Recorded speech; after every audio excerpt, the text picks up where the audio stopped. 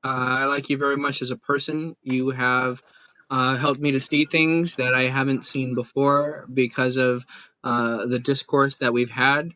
And so, on the occasion when you come at me with something that I hear and I think to myself, what in the heck are you talking about?